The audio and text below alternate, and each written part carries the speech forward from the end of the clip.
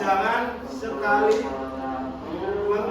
menerima barang dari orang asing, maupun kakak-kakak, maupun mbak-mbak, tanda-tanda padi-padi itu jangan sampai. Oke? Yuk kita bersama-sama menjadi anak hebat, tidak melakukan kekerasan dan menjauhi narkoba. Terima kasih atas perhatian kalian. Kalau tidak saya mohon maaf. Assalamualaikum warahmatullahi wabarakatuh.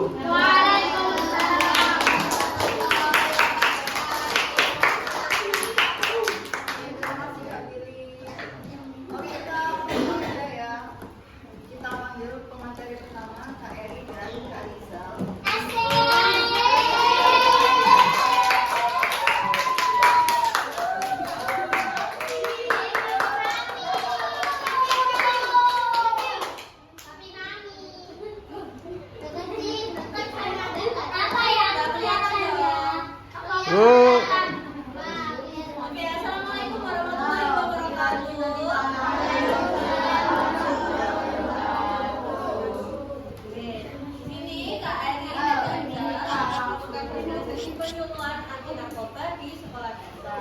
Karena ya seperti yang dijelaskan sama Kak Juli tadi, narkoba itu nggak cuma terkenal di orang dewasa saja, yang bisa ke anak kecil, dikasih sama orang-orang random. Kamu mau susu? Oh mau, ternyata isinya narkoba.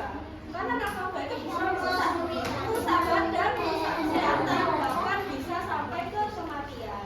Maka dari itu di sini Kak Rizal mau membantu kalian untuk mengidentifikasi agar kita semua tidak bisa terkena narkoba. Sebelumnya ada tahu nggak narkoba itu apa? Tahu.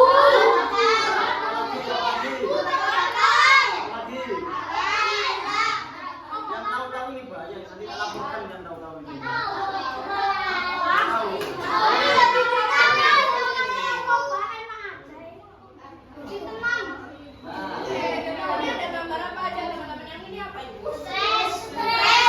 Sampel ini ya.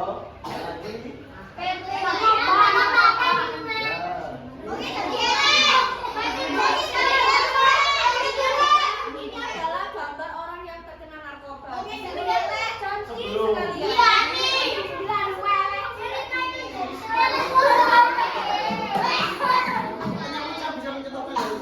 Nih.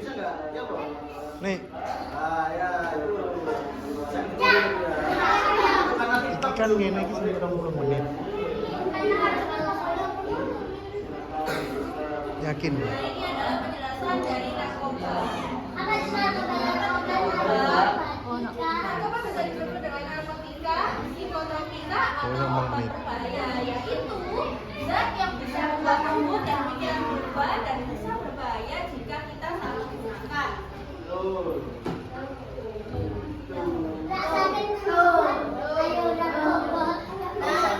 Dosisnya yang berlebihan itu bisa disamakan dengan obat. Namanya salah gunakan. Sebenarnya obat semua itu narkoba sebenarnya.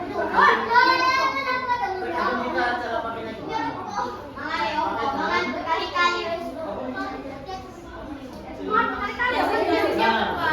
Dosis yang tepat, dan kalian kalau sakit kan harus ke dokter ya, nggak boleh ke dokter abal-abal sendiri.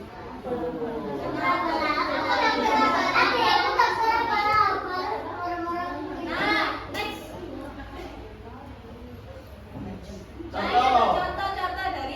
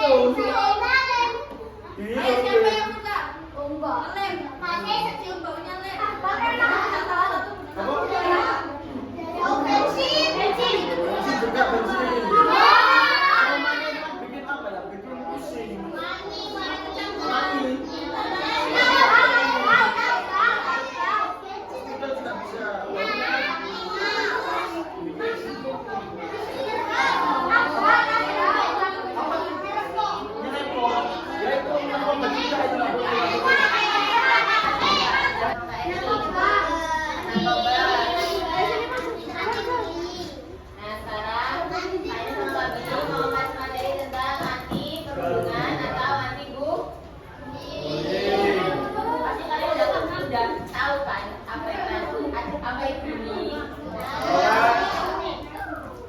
Bullying itu sama dengan kayak pembunuhan. Bullying atau perbudakan itu sebuah tindakan kecil, sebuah tindakan agresif yang dilakukan secara sengaja dan juga berulang-ulang oleh satu atau lebih individu terhadap korbannya atau temannya yang lebih lemah, baik secara fisik maupun juga yang lemah secara mental. Jadi anak-anak, kalau lihat temannya yang kiranya itu fisiknya lebih lemah dari kalian atau mungkin kursi, itu jangan sekali-kali mengejek atau membuli, karena kita nggak tahu mental yang dia alami itu bisa berpengaruh apa. Jadi teman-teman jangan ada di sini, jangan sekali-sekali untuk membuli teman-temannya yang lebih lemah. Oke? Lalu ciri-ciri utama dari perbudakan atau bullying. Yang pertama, sengaja dilakukan untuk menyakiti korban. Lalu berulang kali terjadi kepada korban bersama, menjadi sebuah ketidakseimbangan. Berikutnya jenis perundungan. Yang pertama, perundungan fisik, perundungan verbal, lalu dan cyberbullying. Perundungan fisik itu kayak gimana contohnya coba? Yang angkat tangan. Udah. Ayo.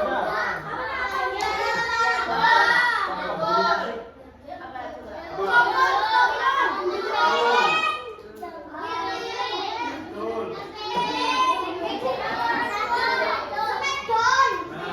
Boleh nggak itu dilakuin? Bohong.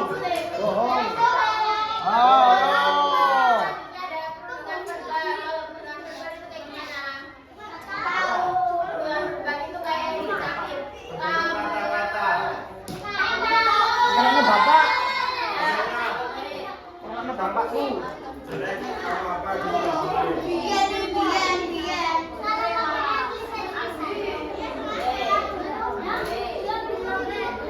Terus saya ngilok-ngilok nang bapak ayo. Ayo.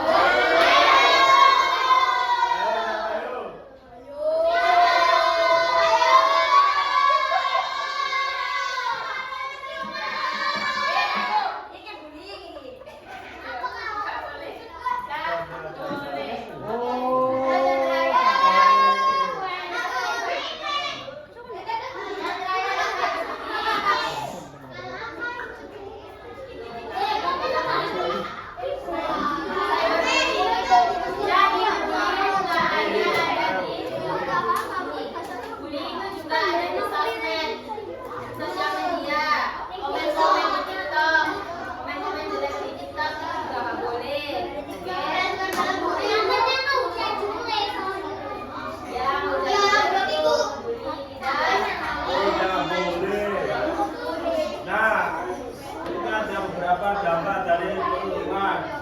Dampaknya bagi korban itu, korban atau teman kalian itu akan merasa takut atau depresi, stres, dampaknya, dan ada penurunan prestasi akademik serta kehilangan percaya diri.